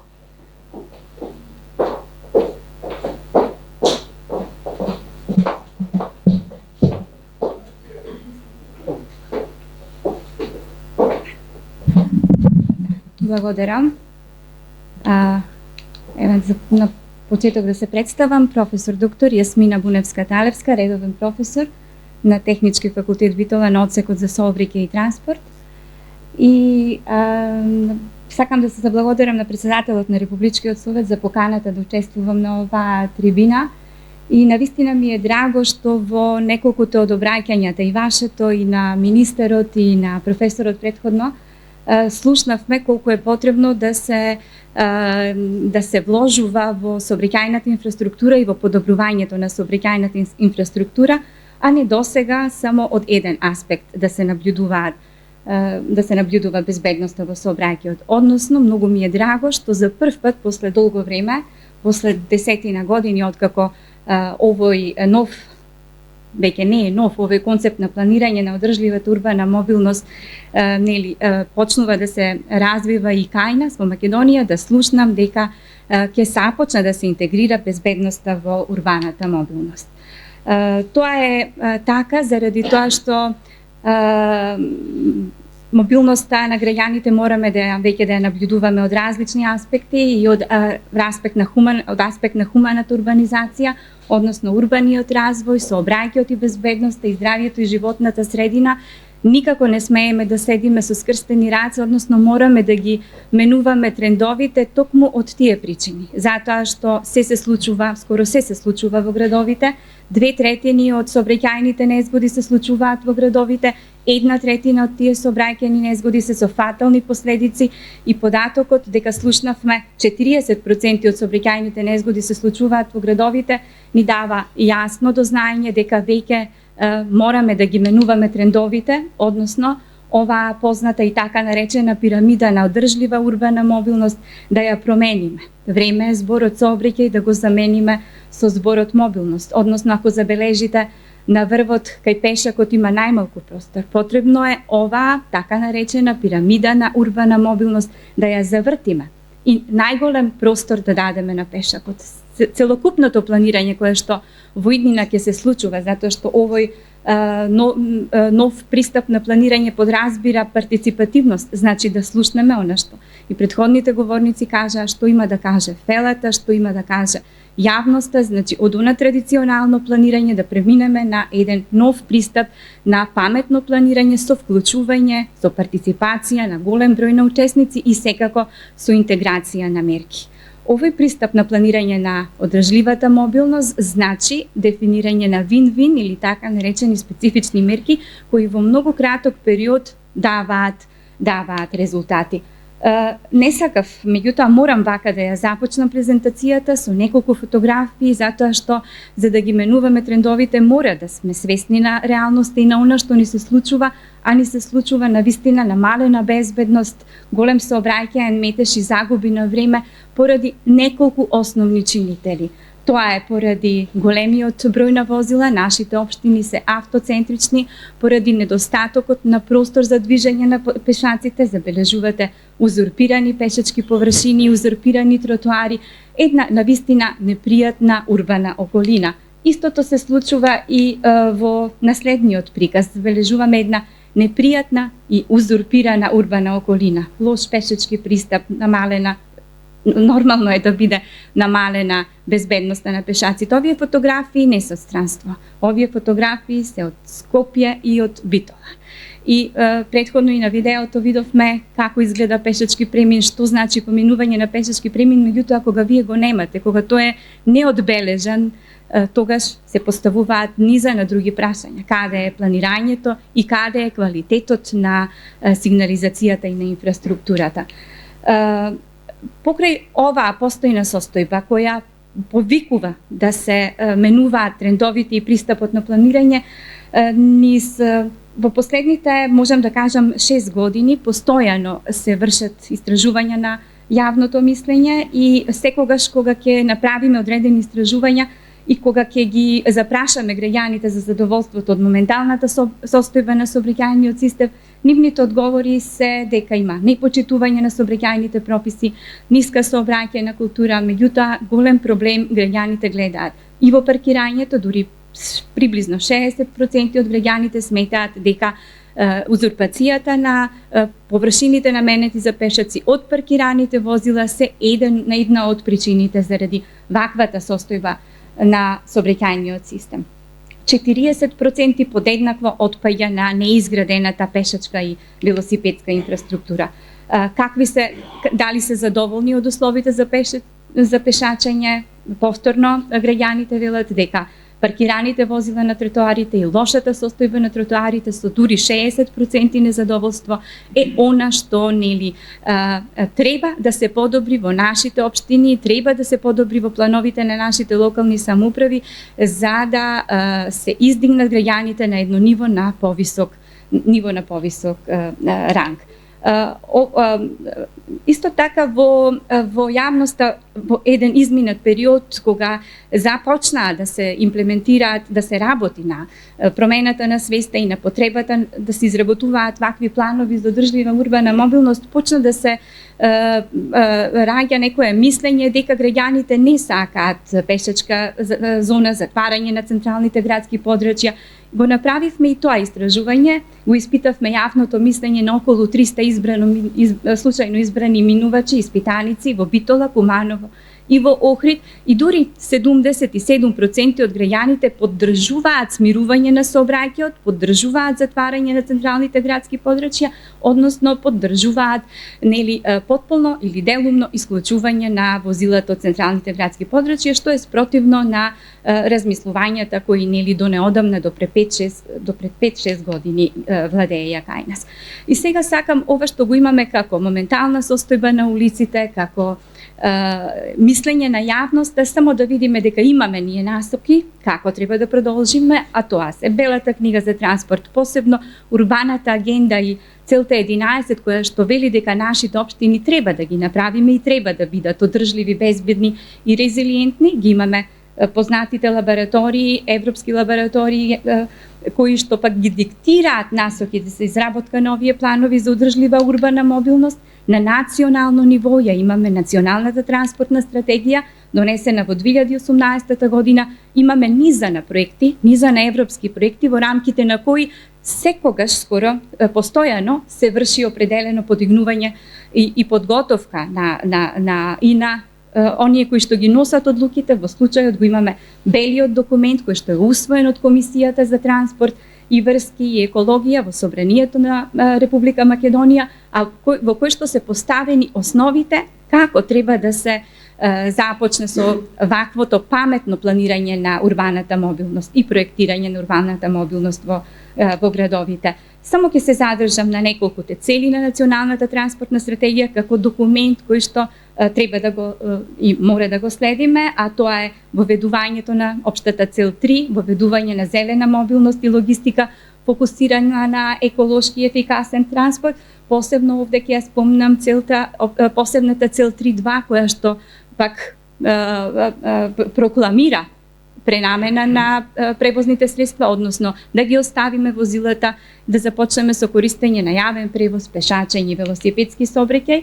Општата цел 4, која што значи воспоставување на сигурен и безбеден сообраќајен систем, и тука ги имаме посебните цели 4.1, 4.2 и 4.3 во кои пешакот е во фокусот, повторно да ги направиме површините пристапни за пешаците заради намалување на бројот на сообраќајни незгоди за 50% до 2300 година. Мерката која што е предвидена во националната транспортна стратегија, а тоа е да сите градови кои што имаат повеќе од 20 општини во Македонија, кои што имаат повеќе од 25.000 жители, да имаат ваков Sustainable Development Plan или план за одржлива урбана мобилност, што ќе придонесе на претходно спомнатите посебни цели и секако и не се нови, меѓутоа од 2020 измените на Законот за урбанистичко планирање предвидуваат задолжително сите генерални и детални планови да содржат мерки за одржлива мобилност и безбедност во сообраќајот. Па што ако не ова е подлога и се вистински насоки дека мора да започнеме со интеграција на безбедноста во урбаната мобилност, со изработка на вакви планови за да тие послужат како алатка на локалната самоуправа да изгради град по мерка на човекот, за хуманизација на просторот. И ова не е за занемарување, ваквите планови се го подобруваат и капацитетот на локалните самоуправи во услови на аплицирање за добивање на средства од европските фондови. Повторно ќе кажам, неколку европски проекти беше започнато да се работи на вакви планови во 5 општини во Македонија, во Охрид, во Битола, во општина Карпош, во Кавадарци, во Куманово. За поздравување слушнав дека од јануари овој месец, согласно насоките во Националната транспортна стратегија, уште за 5 општини во Македонија се започна да се работи на ваквите планови за одржлива урбана мобилност. Нема да се задржам на сите, на она анализа која што беше направена на општините, но само ќе се задржам на едно нешто кое што не го слушнав во излагањето претходно, тоа е она што мора да го направиме. Не го слушнав од излагањето на Министерството за внатрешни работи, но тоа е нешто што го забележавме при анализата на општините, а тоа е дека мора општините да соработуваат со Министерството за внатрешни работи и во поглед на ова што треба да биде изменето, а се појавува како потреба при анализа на капацитетите на локалните самоуправи, посебно во делот на имплементација на определени проектни решенија. Кога станува збор за ставање на пешакот во фокусот на хуманата урбанизација, исклучување на возилата, овие планови, иако се темелат на повеќе столбови, различни столбови на кои што се темели планот за одржлива урбана мобилност, кога станува збор за пешакот, би ги истакнале само подобрувањето на квалитетот на инфраструктурата, затварање потполни или делумни на централните градски подрачја, создавање на бази на податоци на опасни локации, зона 30, зона 10, зголемување на тој начин, зголемување на дисциплината, посебно смирување на сообраќајот во различни делови од градот, посебно околу училиштата.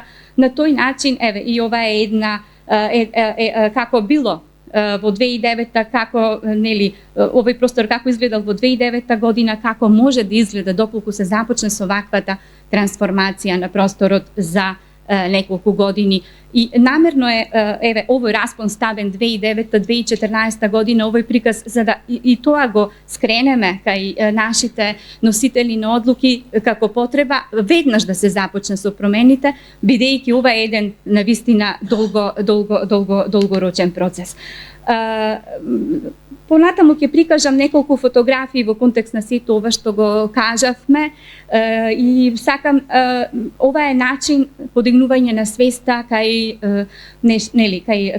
децата, кај најранливите учесници во сообраќајот, меѓутоа не само со присуство во училница, со држење на предавања, но и со излегување на улица, со формирање на тие училишни сообраќајни единици.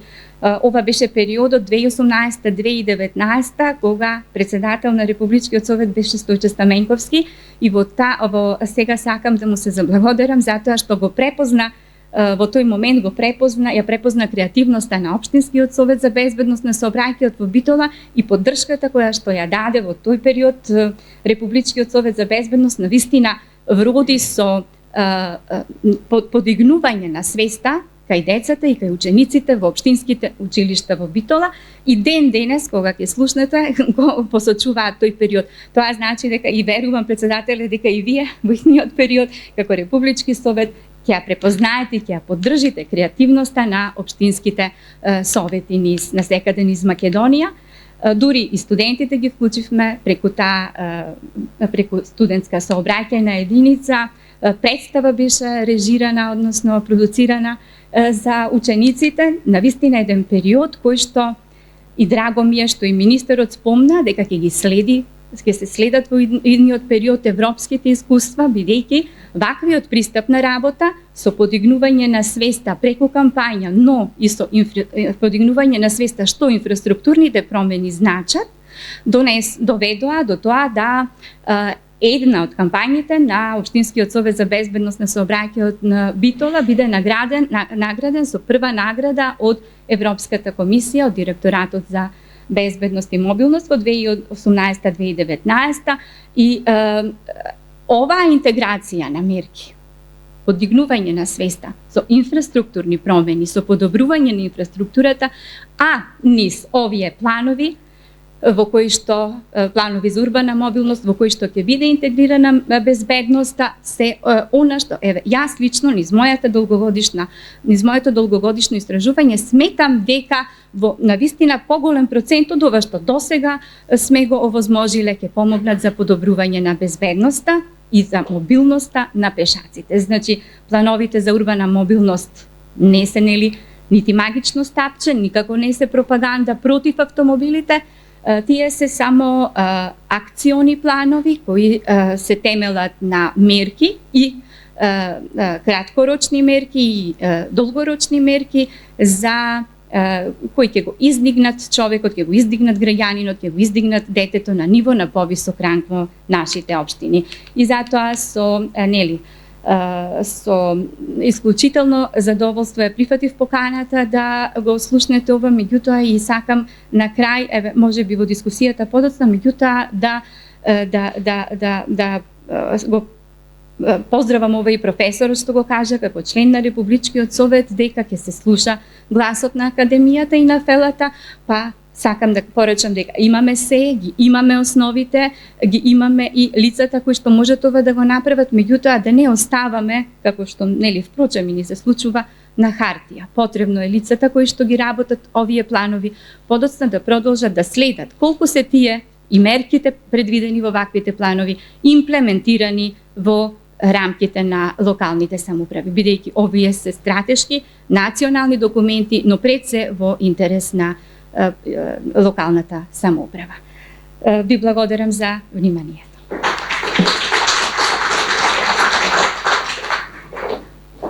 Ви благодариме, професорке. Сега со своје излагање го поканувам магистар Даниел Павлевски од Технички факултет Мајка Тереза Скопје. Повелете.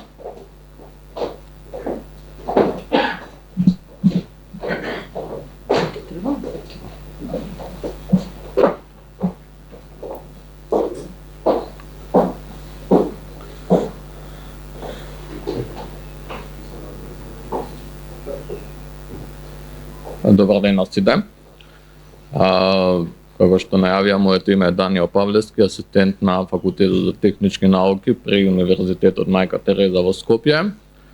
Мојата презентација е поврзана со добрите практики за безбедна пешачка инфраструктура, односно ќе видиме кои третмани и решенија можеме да ги примениме за да ја подобриме безбедноста на пешаците воопшто.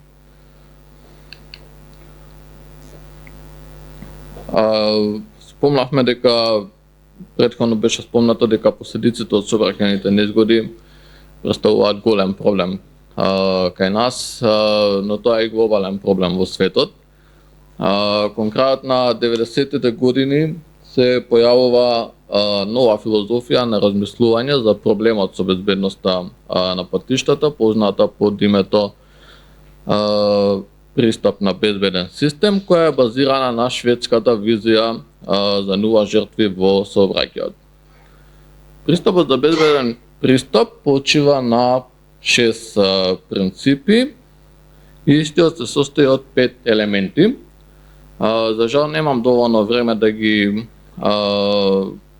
објаснам сите овие принципи и сите елементи на системот, но сакам да истакнам дека еден од принципите на кој што почива овој систем е дека човекот е ранлив, што подразбира дека човечкото тело има ограничена физичка способност да издржи одредени сили и сакам да истакнам дека еден од елементите на системот за безбеден пристап е безбедна брзина.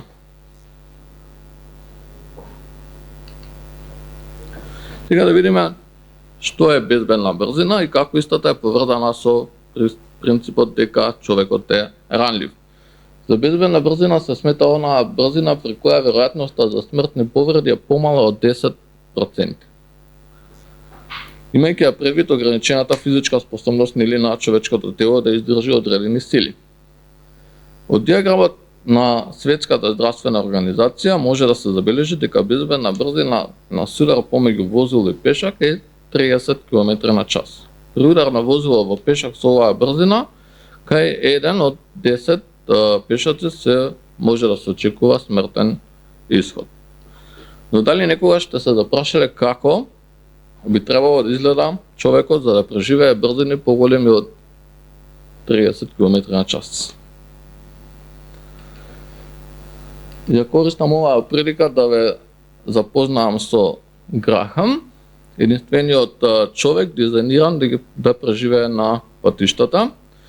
Грахам е всушност резултат на проект на Комисијата за сообраќајни незгоди на државата Викторија од Австралија, кој што се користи како образовна алатка за дискусија на човечката ранливост.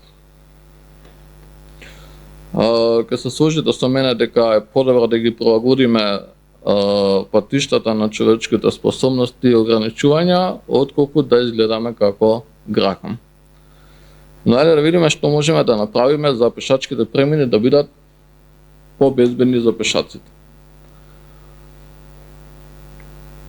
Еве да погледнеме оваа слика, ова е пешачкиот премин кај Ману, кој што се протега на 6 сообраќајни ленти. Па прашањето е што е проблемот овде? Проблемот настанува кога ќе се формира колона возила, нели кои што се застанати, поради кои што нема можност навреме да се забележи доколку поминува некој пешак. Како што го гледате ова на сликата.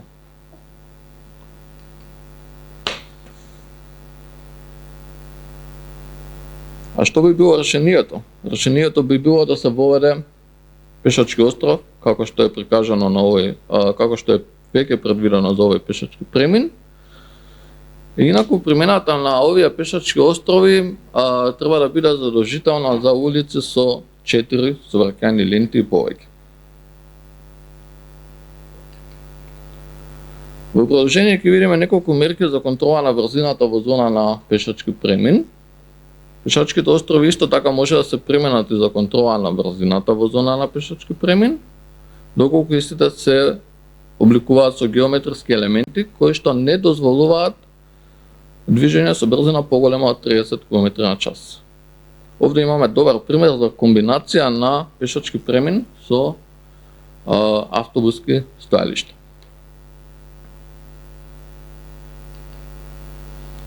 Други мерки кои што најчесто се применуваат за контрола на брзината во зона на пешачки премин се подигнат пешачки премин, пешачка издаденост, популарно позната како легнат полицаец, и делумно плато, популарно познато како пернича.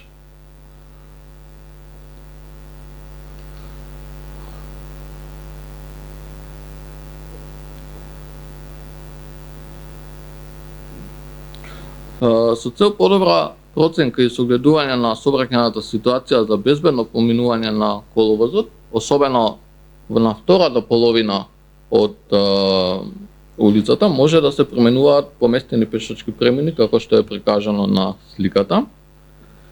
А додека се движи пешакот кон вториот пешачки премин, тој е свртен со лицето кон возилата кои што наидува, така што лесно може да се огледа ситуацијата. Ваков пешачки премин веќе имаме применато во Скопје, кај на булевар Партизански одреди, кај Силбо.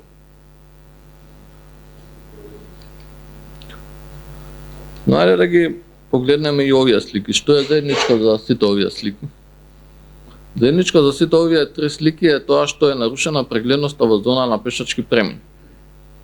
На првата слика лево имаме грмушки, така што возачот кој што сака да сврти десно не може да забележи дали се приближува пешак кој што има намера да помине преку пешачкиот премин.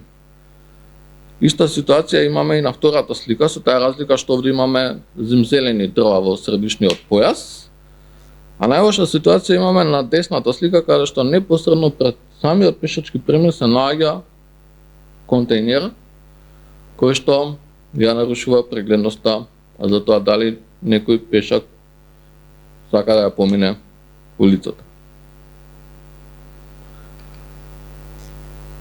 Прегледноста на пешачките премини е од круцијално значење и истата задолжително треба да се обезбеди и да се врши периодична контрола на истата. Ова се минималните барања за прегледност од Шведска.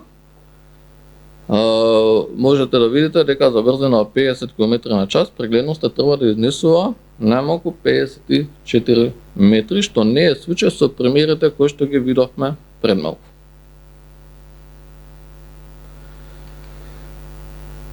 Сега да погледнеме едно видео направено во ноќни услови за време на умерен дожд. Ке ве замолам да се фокусирате на коловозот. Не знам колку добро се гледа на телевизорот.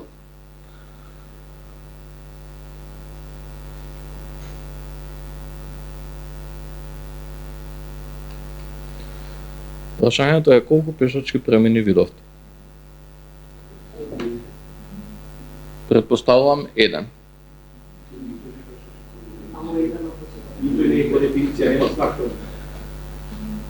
Видеото беше од улица Кеј 13 ноември во Скопје. Ова е потегот на кој што може да забележите дека има два пешачки премини. Ова се слики од видеото кое што пред малку го видовте. На левата слика е првиот пешачки премин, кој што едва се гледа, дури кога ќе се доближите до него. А на десната слика е вториот пешачки премин кој што воопшто не се гледа, како што може да видите. Овде имаме два проблеми. Првиот проблем е недостаток на ретрорефлексија на пешачкиот премин и вториот проблем е недостаток на осветлување. Кога станува збор за осветлувањето, постојат правила за осветлување на пешачки премини. На крстосница, но и на делници. Овде имаме примери за правилно и неправилно осветлување на пешачки премини. Оно што е битно е дека осветлувањето треба да биде поставено пред пешачкиот премин така што ќе го осветлува страничниот дел на пешакот од насоката на возилата кои што наидуваат кон пешакот. Истражувањето покажале дека правилното осветлување на пешачките премини може да ги намали сообраќајните незгоди со пешаци до 30%. Ево, дека имаме уште еден пример за тоа како правилно треба да биде осветлен еден пешачки премин. Но кога станува збор за ноќни услови, од големо значење е пешачките премини да имаат рефлектирачки својства.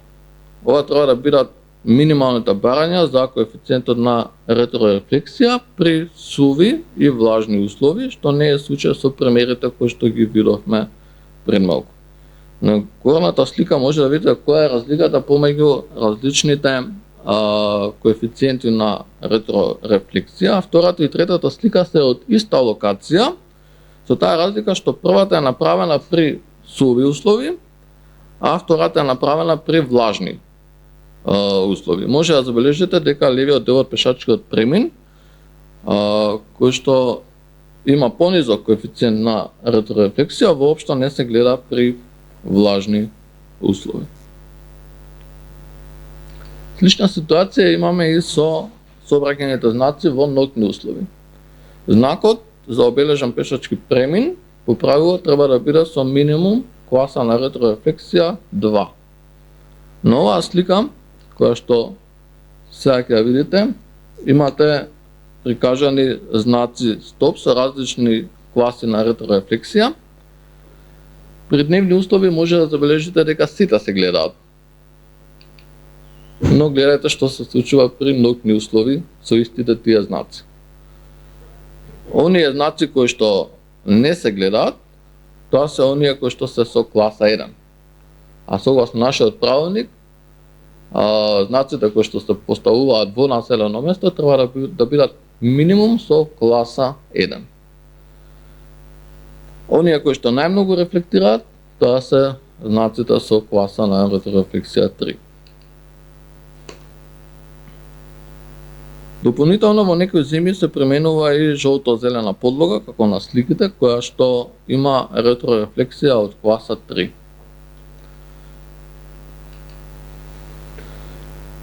И за крај, за дополнително зголемување на безбедноста на пешачките премини, можеме да примениме и интелигентни транспортни системи. Овде имаме пример за примена на жолто трепкаво светло за истакнување на значењето на знакот за обележан пешачки премин во случај на детекција на пешак и возило кое што се приближува кон пешачкиот премин. Ви благодарам на вниманието. За крај би сакал само да заклучам дека дизајнот на инфраструктурата е од големо значење за безбедноста на пешаците. Со исполнување на сите овие услови кои што пред малку ги видовме, значително можеме да подобриме безбедноста на пешаците. Ви благодарам.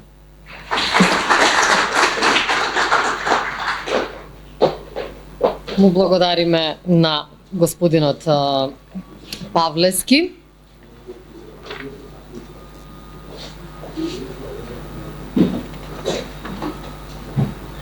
Сега имаме уште една презентација од господинот Стивчо Јолаковски. Повелете.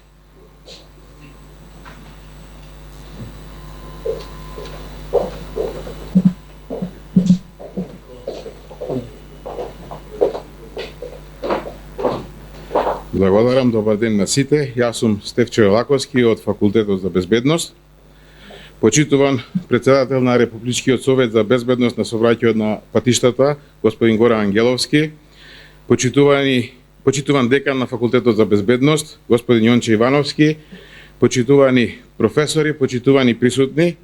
Ми представува особено чест и задоволство да се обратам на денешната јавна дебата по повод неделата на пешаците за зголемување на безбедноста на сообраќајот, тема која што е постојано актуелна и тема со која се засегнати сите граѓани.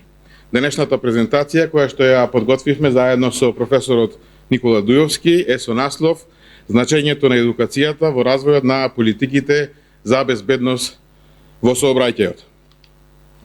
Едукацијата е основа за безбеден сообраќај. Едукацијата е значајна за подобрување на свеста. Образовни кампањи и програми ги информираат возачите, пешаците и другите учесници за правилата и ризиците во сообраќајот. Едукацијата е значајна за стимулирање на одговорноста.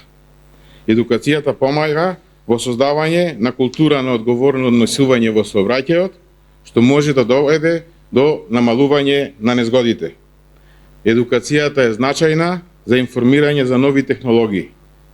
Образовните програми помагаат во информирање за нови технологии и механизми кои го подобруваат безбедното возење, како што се напредните системи за помош при возење. Едукацијата е значајна за интеграција во формалното образование, воведувањето на предмети и модули поврзани со безбедноста во сообраќајот во училиштата, може да ја изгради свест така и младите генерации уште од рана возраст. Едукацијата е значајна за поддршка за политиките. Информирани граѓани можат активно да учествуваат во дискусии и да ја поддржуваат имплементацијата на политиките за безбедност во сообраќајот. Сообраќајна едукација за најмладите е основа за успешна превентивна политика. Сообраќајната едукација се остварува на неколку начини, и тоа преку едукативни работилници, активности каде што децата преку игра ќе научат за сообраќајните знаци и основните правила. Преку симулации во реални услови, мини сообраќајни патеки со знаци и семафори за деца да вежбаат безбедно преминување на улица. Преку дигитални ресурси, апликации или анимации можат да бидат одличен начин децата да научат на забавен начин. Преку интерактивни игри, сценарија со играчки, пешаци, возила, велосипеди, за тоа како треба да се постапува во одредени сообраќајни ситуации. Преку учество на родители, активности каде што и родителите ќе учествуваат и ќе ги подучуваат децата преку пример. Поддршката на Министерството за внатрешни работи за најмладите е огромна. Истата се дава преку континуирани кампањи за запознавање со сообраќајните правила и прописи и преку вистински пристап кој со децении предизвикува интерес кај најмладите. Имајќи го во предвид значењето на наведените активности и во иднина се потребни активности да ги поддржуваме децата во развојот, затоа што за неколку години тие ќе станат возачи. Сообраќајната едукација за средношколците е од клучно значење за развивање на свеста за безбедноста во сообраќајот. Преку ваква едукација, младите учат за важноста на правилното однесување како пешаци, велосипедисти, возачи и како корисници на јавниот превоз. Понатаму, ова им помага да ги разберат сообраќајните правила и знаци, како и да научат за последиците од небезбедното однесување, како што се брзото возење и возењето под дејство на алкохол или дроги. Автосообраќајниот училишен центар Боро Петрушевски на град Скопје е центар кој образува кадри од областа на сообраќајната и другите струки. Од 4-годишното образование, учениците се стекнуваат со диплома сообраќаен техничар за патен сообраќај и техничар за транспорт и спедиција. Од 3-годишното образование за возач на моторно возило, ученикот се стекнува со диплома за возач на моторно возило. Во автосообраќајниот училишен центар се изучуваат следните предмети од областа на сообраќајот, и тоа: основи на безбедност во патниот сообраќај, сообраќајна сигнализација, технички карактеристики на крстосниците, правила и прописи во сообраќајот, фактори за безбедност во сообраќајот. На Факултетот за безбедност во Скопје се изучуваат следните програми: студиска програма по криминалистика, студиска програма по безбедност, студиска програма по криминологија и криминална политика. На Факултетот за безбедност се изучуваат следните предмети кои што се однесуваат на сообраќајот, и тоа: безбедност во сообраќајот, сообраќајна криминалистика, сообраќајна деликвенција и европски стандарди и практики при сообраќај и транспорт. На Техничкиот факултет Битола се изучува сообраќај и транспорт, студиска програма за сообраќајно транспортно инженерство. Наведената програма е единствената студиска програма во целост посветена на сообраќај и транспорт која подготвува инженери во оваа област. На Машинскиот факултет во Скопје се изучува студиска програма насока моторни возила, транспорт и механизација, на која се изучуваат неколку предмети поврзани со безбедноста во сообраќајот, возилата и управувањето. На Градежниот факултет во Скопје се изучуваат неколку предмети кои се однесуваат на проектирање и изведба на сообраќајни површини. Постои поврзаност на едукацијата за безбедноста во сообраќајот и развојот на политики за безбедност во сообраќајот од неколку аспекти, и тоа: подигнување на свеста. Едукацијата за безбедност во сообраќајот помага во подигнување на свеста кај возачите, пешаците и другите учесници во сообраќајот. Ова влијае на развојот на политики кои се насочени кон промовирање на одговорно однесување. Статистички податоци. Преку едукативни програми може да се собираат податоци за проблемите во сообраќајот, кои служат како основа за креирање и подобрување на постоечките политики. Промена на однесувањето. Политики кои се базираат на резултати од едукативни иницијативи можат да поттикнат промени во однесувањето, како што се намалување на прекршоците и почитување на правилата. Превентивни мерки. Едукацијата ја нагласува важноста на превентивните мерки, што влијае на формулирање на политики за намалување на несреќи и жртви. Координација. Со поврзување на резултатите од едукативните програми и политиките може да се обезбеди координиран пристап за поддршка на безбедноста во сообраќајот. Исто така, постои поврзаност на едукацијата за безбедноста во сообраќајот и Националната стратегија за безбедност во сообраќајот. Едукацијата за безбедноста во сообраќајот игра клучна улога во подготовка на Националната стратегија за безбедност во сообраќајот. Националната стратегија ќе се фокусира на намалување на сообраќајните незгоди преку превентивни мерки, подобрување на инфраструктурата и едукација на учесниците во сообраќајот. Едукацијата е суштински елемент на свеста кај граѓаните за важноста на безбедноста на сообраќајот. Преку едукативни програми, кампањи и обуки, учесниците во сообраќајот се информираат за правилата, ризиците и начините на одговорно однесување. Ова директно предонесува за намалување на бројот на незгоди и нивните последици. Националната стратегија треба да предвиди интегриран пристап кој ќе вклучува строга примена на законите, засилени контроли и подобрување на патната инфраструктура.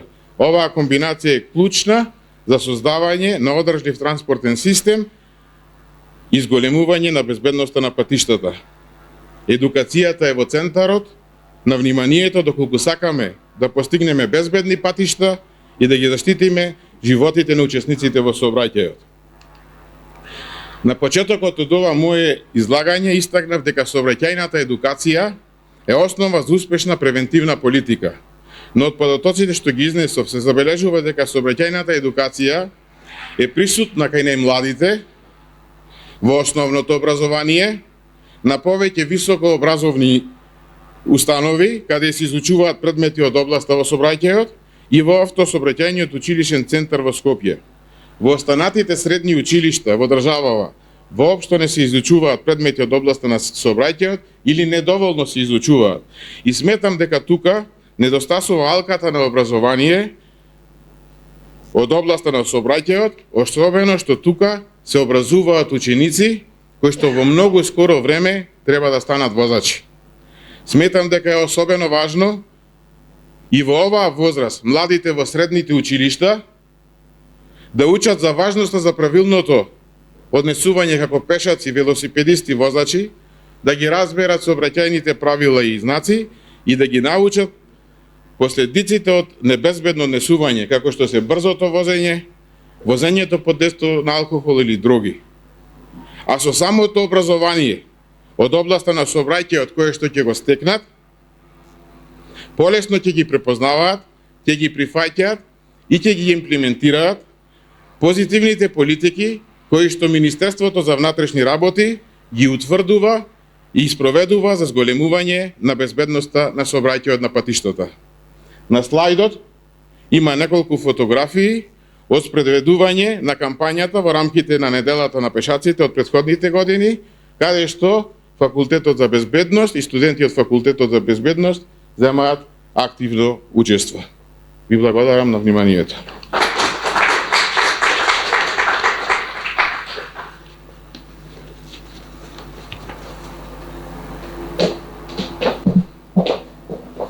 Ви благодариме, господине Јолаковски.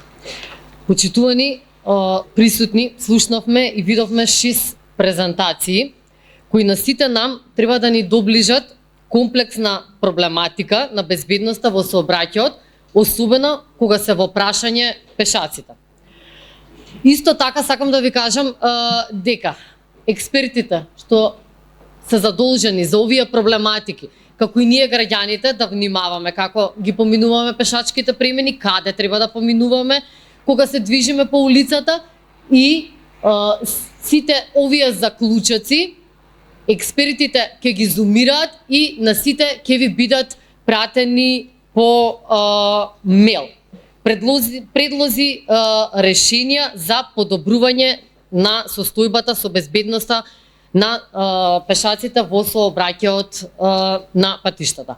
Во таа насока, ние како Републички совет, во соработка со нашите партнери, во иднина ќе продолжиме со активниот придонес преку најразлични едукативни кампањи, организирање на вакви меѓународни конференции, предавања, теренски активности, вежби, но секако и јавни дебати каде своето гледиште, искуства, решение ќе ги презентираат релевантните експерти секој од својата област. Сакам да ви се заблагодарам со вашето присуство, бидејќи и вие сте дел во овој процес кој треба да доведе до побезбедни сообраќајници за сите и верувам дека и понатаму со вашата работа придонес ќе продолжиме сите да бидеме активен чинител во својата област на делување. Од мое лично име и од името на Републичкиот совет за безбедност на сообраќајот на патиштата, како и во името на соработниците, би сакале да ви се заблагодариме за вашето присуство и ве покануваме на мал дружба коктел.